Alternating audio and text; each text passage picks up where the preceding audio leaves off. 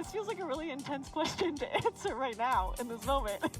Love is projecting Jesus' care for us, letting his light shine through us to whomever may cross our path on any given day. It's kindness, it's smiles, it's hugs, it's just being open to being there. I don't know, I think it's something that's unconditional and you can feel it. You can't see it, but I think you feel when somebody loves you. It's just something that makes you happy. Hello? Hello? What is love? I hug my mom. What is love? Love is a strong emotion with a strong feelings of affection and commitment. I think love is something that is unconditional. It's something that is always there. What is love? Baby, don't hurt me. Don't hurt me no more. Love is food. Love is a care for others, for everything that's around us. Love is a promise to unconditionally care for and help someone when they are in times of need and in times of contentment. Love is commitment, passion, always thinking about that person. Love is my kids. Love is doing the right thing, even though it's hard, even though it's difficult, even though it's dangerous, because it's the right thing to do. I think God's love is the definition of truly like what love is. It is the most inexplicable thing that I've ever experienced. So it's hard to put it to words because when I experience God's love, it truly feels like the most real thing that I've ever experienced in my life.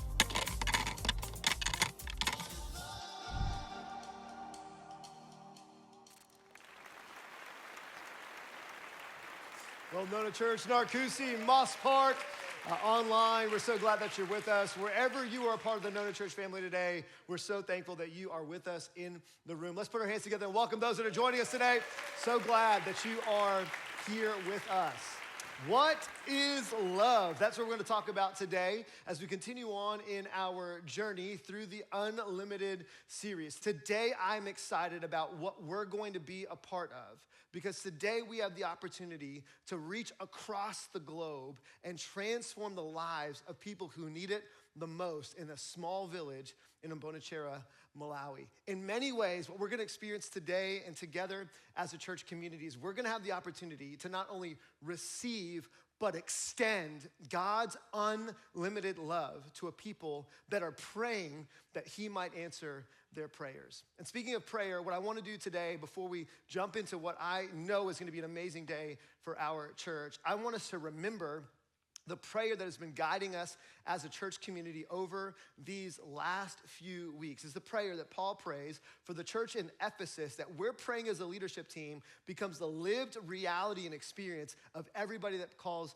Nona Church home. So we're gonna read this text together, and at every location, Moss Park, lean in, Narcoossee, lean in online. If you're on your couch, lean into, say it with your chest. But when we get to the parts that are in the bold, let's fill the room saying these words as hopeful declarations as we think about who God is. Ephesians chapter 3 says this: when I think of all of this, I fall to my knees and pray to the Father, the creator of everything on heaven and earth. I pray that from his, here we go, glorious, unlimited resources, he will empower you with inner strength through his Spirit. Then Christ will make his home in your hearts as you trust in him. Your roots will grow down into God's love and keep you strong. And may you have the power to understand, as all God's people should, how wide, how long, how high, and how deep his love is. May you experience the love of Christ, though it is too great to understand fully. Then you will be made complete with all the fullness of life and power that comes from our God. So today we're gonna talk about the unlimited love of God that can transform people's lives. And we're gonna hear about one life that was transformed because of people's willingness to extend this kind of grace, this kind of compassion when they needed it the most. We've got the honor today to be able to host Peter Mutabazi. He comes from Kampala, Uganda. His life has been marked by serving and loving and caring for others, but his journey to understanding God's unlimited love will serve as an inspiration to all of us today. So at all of our locations today, make a ton of noise and let's welcome Peter Mutabazi, everybody. Oh, Peter, it is so good to have you with us. We're so glad that you're here. You know, getting to know you on Zoom calls and in conversations. It's been so much fun to hear a little bit about your story. So let's start here, though. We have something in common. We are both adoptive parents. So why don't we start here, Peter? Why don't you introduce yourself to our Nona Church family today and share just a little bit about who you are? Absolutely. My name is Peter Mutabazi, and I live in Charlotte, North Carolina. I speak 7 languages, so English is my 4th language. So today, if I'm rude, please throw your iPhone at me, and I'll take it home with me. But truly a joy. I'm a single foster dad, and it's really been a joy to do that. I came to the United States, and I saw how much food was thrown away. And in those moments, I began to question God. God, do you love us the same way that others can have so much to throw away and others can die for lack of beans? Well, that was me. You know, I didn't have a name until I was 2 years old. Wow. Why? Because for every 100 children were born in my village, 60 would die before the age of 2. Wow. So for me, seeing that food, I was like, God, how can that be? But also I realized that I can have 3 meals, sometimes 4. And I began to say, God, now that I can have all these, what can I do? So I got convicted of Luke 12:48, to whom much is given, much is required. And I realized I was the wealthiest man on the planet. And so I chose to say this. In order for me to live in the United States and feel accountable for what the Lord has given me, I walked into the foster care system and I said, hey, would you allow me to mentor teenagers? And the reason why I asked to mentor teenagers was I had never seen any black person who was adopting in my village or anywhere. So I thought you have to be Caucasian and you have to be married. And there wasn't any of that. So I thought, at least mentoring teenagers. I mean, who can give me 1 hour with a teen? And the social worker who received me said, hey, have you ever thought of being a foster dad? I said, I think about that every day, but I'm not qualified. She said, why? I said, I'm single. I said, no, you can be. And that day, I signed up to live Luke 12:48, to whom much is given, much is required. So I've had 47 children, and right now I have 7, and I've adopted 3. So that is my family. Isn't that incredible, guys? What a powerful, powerful story. Man, 47 makes my 4 sound like nothing, man. I love that. Hey, you know, Peter, as you think about your journey, right? Charlotte, North Carolina, a foster dad, now adopting 3, and now thinking about the life that God has you on, where you get to share your story with people and invite them into a greater vision for life. It didn't start in Charlotte, North Carolina, right? So take us all the way to the beginning. Tell us where you come from, and tell us a little bit about your story. Absolutely, I'll do that, but I would like to show what my family looks like. Of course, let's do that, yeah. In pictures, if we can, so you can see what my crazy family looks like, so you can see why I don't sleep or why I don't do anything. There's my family. The teenager, that is my everyday hour life, yes. Next picture. I always take in boys, but this time I took in a girl. That girl, the moment she walked in my home, she's the head of the family. That is... next one is a little brother. I just adopted both of them. Next. I didn't know in foster care that once you have adopted the siblings, if another sibling comes in, they're like, hey, there's another one. So I've had her since she was 3. Now she's 4, and I have not slept in about a year and a half. He came at 15. He's now 21 years old. Wow. He was left at the hospital after being adopted for 9 years, and he's my first adopted son, Anthony Mutabazi. And then we also have 2 dogs, Simba and Rafiki. All my kids are Caucasian, so I thought I needed something African. Come on, somebody. That's Simba. Right. I love that. I love that. Rafiki. Yes. That is my family. Yeah. And to take you back, first of all. Yeah, take me back. Here's why I'm really thrilled. The 2 things that really made me cry while I was sitting there. Yeah. That for you as a church, that you have so much plan coming alongside. We call some churches and they say, we have a building plan, we can't listen right now. Yeah. But for you to say, we put the list of these, we put the most disadvantaged people first before our building or anything we want to do, to me, that truly speaks of your heart, of your church. And the other part is the song that you sang, How Deep, How Far. Here's literally what you're about to do. You're about to go to Malawi, the poor of the poorest, the farthest you can go to the kids that need it the most. So for me, I just wanted to encourage you that you didn't just sing that, but you're about to do that for the kids. Now, I'm going to take you to my child life. You know, as a kid, I grew up in a home where life was miserable in every shape form you could imagine.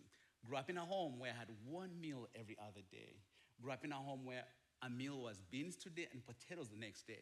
Why? Because we couldn't have both. We needed to spread it so it can take us farther away. Grew up in a home where I had to go fetch water 3 to 4 miles away every day, twice. When do you become a kid when that is your life? Grew up in a home where no mother can say, you can dream. Here's why. If you cannot feed your kids for the night, how do you tell them to dream? And that was me as a kid. At the age of 4, I began to realize that my father was different from other dads. That my dad was the most abusive human being you could think of. To me and to my mom, I never had one kind word from my dad. These are the words I had when I woke up. These are the words I had when I went to bed. Peter, you never amount to anything. Peter, you're useless. Peter, you'll never amount to anything. Peter, I wish you were never born so I don't have to feed you. And as a kid, when you hear that, it's hard to dream. It's hard to hope there's something else there to do. But also, too, the abuse that came towards me also came towards my mom. So as a kid, I really endured the guilt. Yeah. You know why? Because every time my mom went to my dad and said, hey, the kids haven't eaten, she got beatings for that. So as a kid, you're afraid to say you're hungry because you want to protect your mom. Yeah. And that was my life as a kid. At the age of 10, I thought my father would kill me. So I was like, look, this guy is going to kill me anyway. Why give him the opportunity? So I had never been 20 miles away from my village. So I went down the bus station and I asked the lady, hey, of all these buses, which one goes the farthest? And the reason I asked for the farthest was just so if I die, that he will never get to see my dead body. That was the reason why I wanted to run away. And the lady said that one. And I got on that bus and I went 500 kilometers away from my village. And I ended up in Kampala, and I had one option. And that one option was to be a street kid. I had us talk about unlimited love. For me, I'd never been loved. Most time unwanted. In a way that was cruel. Abused in every way, shape, form you could imagine as a street kid. Where did we sleep? Slept in the sewer. Why? Because it smelled so bad that no other human being can go. So as street kid, that was a home for us to be. But also it was close to the trash. That some people didn't give us food, so they would throw it to the trash. So we had to run there before the dogs got there so we can have that food. You know, as you share your story, I think about how far removed we are, from that world. How far removed even you are as you live here in the States. And yet as you share your story, it's as if you were right there in that moment. There's points of pain in our life that never fully seem to leave us, right? And it's almost a grace of God because it reminds us how far he's taken us and he's preserved us. As you think about your time there as a street kid in Kampala, Uganda, living in a sewer, running to get trash, trying to find food. Tell me a little bit about what your life or your conversations with God was like. Where did you see God? Was it hard to believe in God? Tell me a little bit about the faith journey that a 10, 11-year-old boy has when he's in that situation or circumstance. Well, absolutely. So my dad was Roman Catholic, so he was absolutely religious.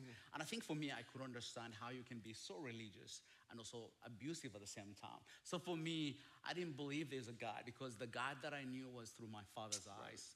So for me, I didn't want anything to do that. But I knew how to pray at least one way. I knew life, we got abused every night, every hour. So for me, my prayer was, Lord, could you take my life so I don't have to see the next day? Because today was bad that you knew tomorrow will be times 2 as a kid. So for me, there wasn't any glimpse of hope. Right. There wasn't any way I could put God in any shape form, right. You know? The people who were kind, they were the most abusive at the same time. So the kindness to us was danger. Yeah. So there wasn't any goodness around us or goodness to the people that we saw on how they abused us every night and every day. As a kid. So for me, God was as far as you can go, you know? Yeah, I think about this, as a dad myself, I think about my boys. One's about to be 10, one's about to be 9. And I think about how many kids are living your story right now around the world. And that sense of fear, right, that has to exist. Why is a person being kind to me? It's probably because they want something from me, and just the sheer pain that comes along with that reality. As you think about and reflect on your life and what it was like to be in that kind of situation and circumstance, what changed? What was the moment that allowed you to be in a place where you're with us today, being able to tell your story as a survivor, as a victor, as somebody who overcame exceptional odds? Oh, absolutely. And that's why that song, the last song they sang, that really for me means so much to me, because I know how far, how deep, and what that love is from a stranger. So as street kids, we learned how to survive, steal while you're helping, because they use it as for labor anyway. So every time we would carry people's food, would steal one, you put in the pocket so you can eat it later. So one day, after being on the streets for 5 years, I saw a gentleman who was, we knew who can afford food, wearing glasses, wearing khakis and shoes. We knew if you're dressed that way, you can afford food. Wow. So today, if you're wearing khakis, you have glasses on and shoes, watch out for your wallet. You know? Amen to that, And you better pay for the meal when we go out, right? Absolutely. Yeah. So I followed him. But as soon as he bought his food, I wanted to carry it. And I said, hey, put my food down. And as soon as he put his food down, I wanted to walk away. And he said, hey, what is your name? And that rattled me, because for 5 years, no one human being had ever asked me my name, you know? And for me, it's the same feeling I have for you, that you live here in Florida, but today that you want to know the names of the kids in Malawi. Yeah. Kids you've never met. Yeah. Village you've never been to, that you want to know their names. Yeah. That's how he felt for me, that he wanted to know my name. Yeah. And so he gave me something to eat and he left. Next week he comes back. Third week I knew where he parks his car and what he always buys. Right. So I always knew one day I get a meal and one day someone knows my name. Yeah. Wow. So you keep on showing up and he offers you food and you hear your name, and those have got to be powerful things in the midst of a life where so much is uncertain and you can feel so unknown. Absolutely. Tell me a bit more about the journey. What happens next? And so he fed me for 1.5 years. And one day he said, hey, Peter, if you had an opportunity to go to school, would you love to go to school? I thought he was, the lamest person on the planet. When you sleep in the sewer, when you abuse every night, like, when do you ever think of going to school, It's more like me telling you guys, hey, they are sending people to the moon. Who would like to go? How many of you here go to bed saying, I want to go to the moon? Why? Because it's far-fetched for a kid who's abused every day, never had a meal in a day. That is far-fetched. So I said, absolutely no. So next time he comes back, he said, hey, if you go to school, there'll be lunch, dinner, and breakfast. I said, that must be heaven. Only they can have 3 meals. And so I said, what time can we go? Yeah. And that's why I went to school, not to be a teacher, not to be anything, but because he mentioned food. Wow. And that's what took me to school. Yeah. That changed my life. But also for me, as he was taking me to school, I said, why me? There's 3,000 kids on the streets of Kampala. Why me? And he said, I just want to be faithful. And for me, going to school wasn't that I wanted anything, but for the first time in my life, that someone saw me as a human being. Right. Having been treated like a stray animal, you thought you are, because you smell like one. You look like one, and you believe the lie. Yeah. But somehow that he saw potential in me that I didn't know I even had. Yeah. That is what changed my life. I think about that, like one person seeing you and being faithful changed your life. I think about this, just how many of us are either gone to school or going to school, or young people in the room, you're currently attending school. It can be so easy to treat school like a burden. Oh, I have to go to school. I have to do homework. For you and for people growing up in the region of the world that you grew up in, tell us a little bit about school. What is school and why does it matter so much? So school in Uganda or school in Malawi or school in most countries in Africa, think of it as the only way you can get anywhere. It's the only way you can have dignity. It's the only way you can have a resource or be given an opportunity to have a job. Otherwise, if you don't have that, there's nothing. In Malawi, it's almost 75% of non-employment. Why do you say that? Unemployment. Unemployment. Yeah. 75% of unemployment. Think about, where do you find a job? Right. So for us, school is everything. My family didn't take me to school. And do you know how much school was? $5. But my family could not afford $5 to go take me to school. So for kids in Malawi today, yes, their mom and dad would like to take them to school, but sometimes that $10 is all they make for the entire month. Right. You know, how do you send your kid? You know, and so those are the challenges sometimes, that the only way to get somewhere is through education. And if it's not available for you, or your family cannot afford, there's really no hope in a way for most kids. Yeah, I think about that, like the difference between a child who gets access to education, something that we take for granted, if we're honest, in our culture, something that we complain about, if we're honest, in our community. But an education for a child in Bonachera, Malawi is the difference between a future and a hope, and the ability to change the trajectory, not only of their life, but of their entire household's life. You know, I think about this story and just kind of what you have personally walked through. And I think one of the things that is hard for us to sometimes work through in our own personal lives is the idea that God's love is unlimited, because the prayer doesn't get answered the way we hoped it would or in the timing that we would, or because a friend or a person that we are close to broke our heart and it feels like God was distant in that moment or has been distant for a while. What's the encouragement that you would have to those of us as we lean into your story today? I know that faith and walking with God means so much to you now. How would you encourage us if we're finding ourselves in a season or in a place where believing that God's love is unlimited is hard for us to hold on to? Well, absolutely. So for me, growing up, as I got older, for me, one, I did not become a Christian because I was holding on the anger towards my father. I thought now that I'm 19 years old, I can go home and break his legs and say, now I forgive you, you know? But my sponsor who took me in, he really helped me understand, like, hey, Peter, holding on the anger towards your dad will not take you anywhere or will not help you. Wow. And he used the life of Joseph. He said, do you know what Joseph said when his brothers found him? That they were afraid that he would kill them? This is what he said. He said, for what you meant for evil, God used it for good to save a life. And he said, Peter, you can choose to use your past to save your life, but also to help others. And use it as a foundation for you because you understand better. You know better in a way that would help me. And so for me, I would like to encourage the same way. That use your past, not to blame others or not to blame yourself, but to use it as a foundation to know God will use it in the midst of that, as he said, for what someone meant for evil. God used it for good for Joseph. That he can use us the same way, that we don't have to be afraid or we don't have to think our past defines us. Of all dads, look, I knew every man beats up his family. Every man treats their family that way. Why? Because it's the only way I saw it.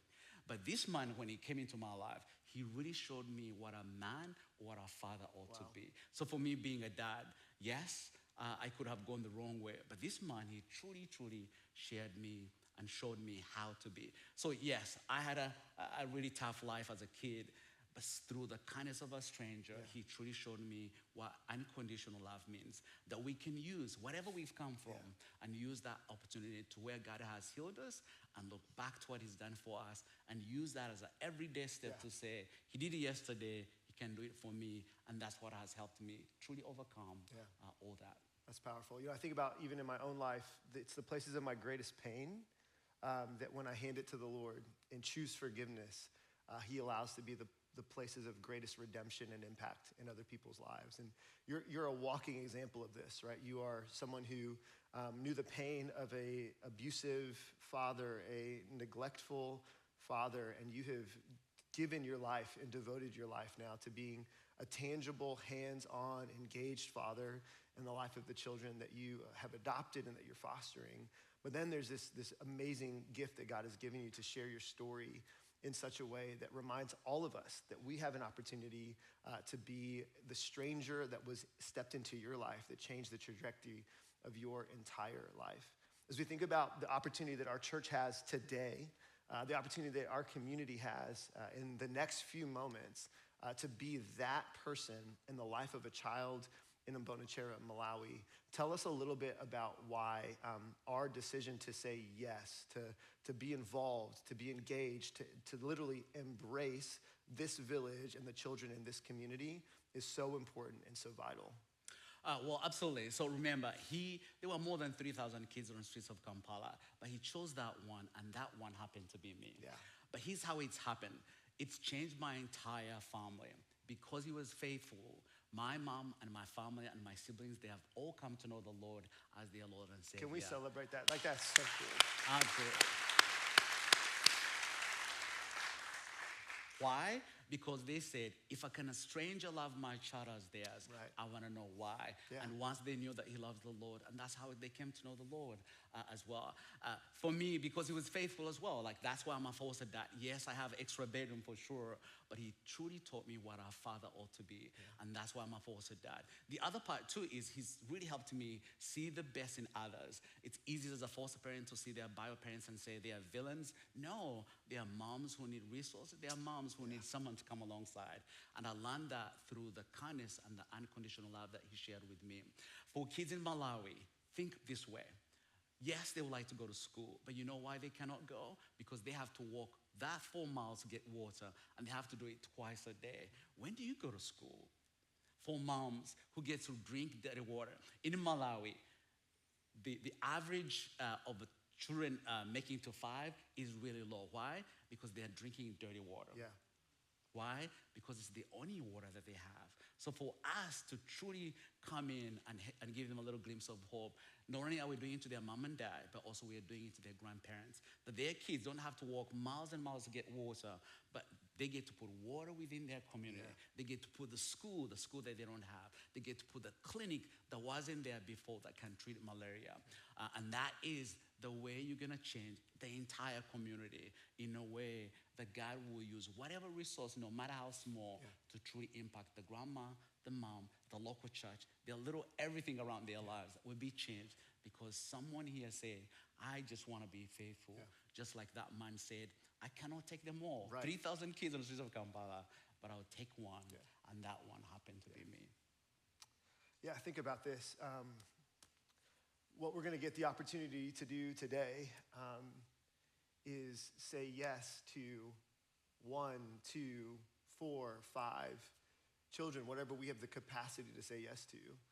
But what we have the opportunity to do is not just make sure that kids have access to education, which changes the trajectory of their life, but by partnering with this village in Malawi, we have the opportunity over the next number of years as a community to ensure that kids have access to clean drinking water, that the medical resources that they need so that they don't die from simple diseases that there are already cures for, get access to that space and to that place as well. We're gonna have the opportunity to be able to resource and encourage these kids, not just by sending money over, but by building a personal relationship, a pen pal relationship where we get to write notes of encouragement to these kids as they continue to stay faithful and go to school and grow and develop. And by God's grace, because of our commitment and relationship with World Vision, we're gonna be able to see over the number of years a village that has no access to this have the access that they need and see the transformation that comes as a result. Now, I want to talk to you a little bit about what this looks like for us as a church. You know, oftentimes when people think about moments of sponsorship like this, oftentimes what happens is we invite, or people get invited to walk out into a lobby somewhere to look at a series of photos and select the child that they would like to support. But we've been working with World Vision to think about what is the most honoring and dignifying way to help children who do not get to make choices. They don't get to choose what family they're born into. They don't get to choose whether or not their family has enough resources to send them to school. They don't get to choose whether or not they have drinking water in their community. They don't get to choose if they live past 5 years old. What would it look like for us to change the narrative? What would it look like for us to do something altogether different, to build the kind of relationship and start the kind of relationship we want with each of these children?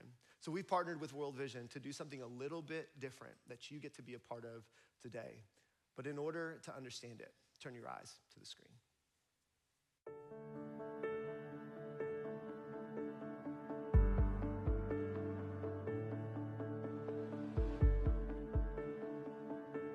Let me be filled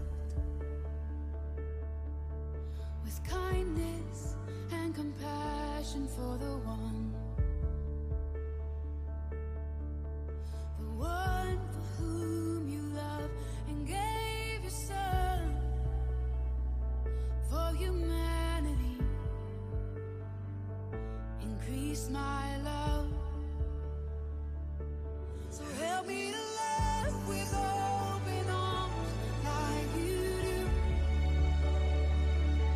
A love that erases all the lines and sees the truth. Oh, that when they look in my eyes, they would see you.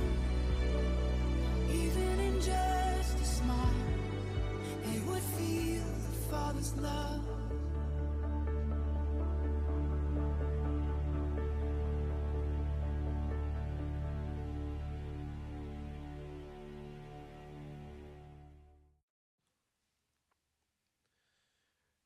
So here's what's going to happen.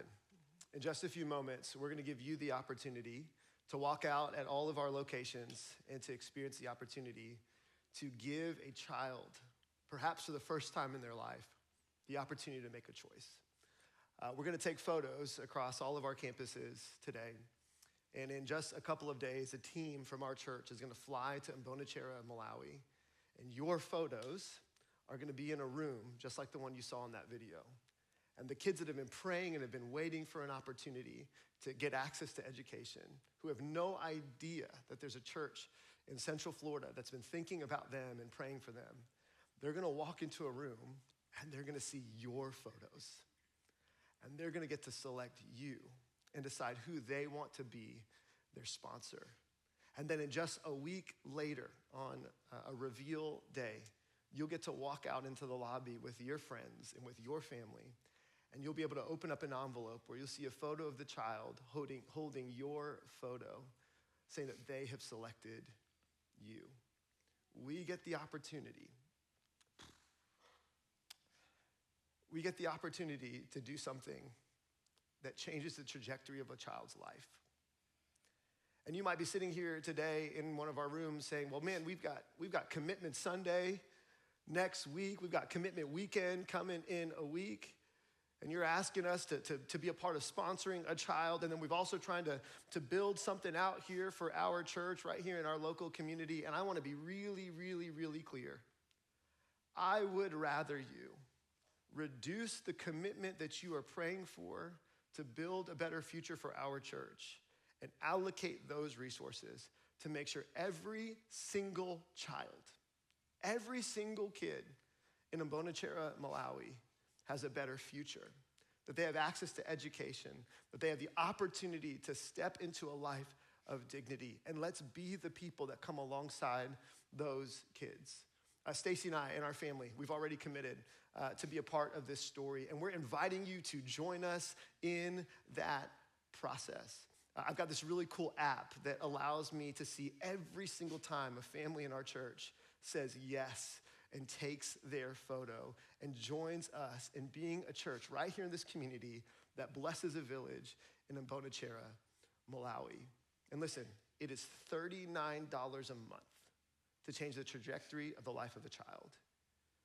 That is like 3 kids' meals that I pay for every single time we go out. That is you getting rid of 2 subscriptions that you're not even using right now, and reallocating those resources and dollars so that a little girl can go to school, so that a little boy can experience the dignity of being chosen and getting the opportunity to choose. So Peter, talk to us a little bit about the next steps that need to be taken, and then we'll continue on with our gathering.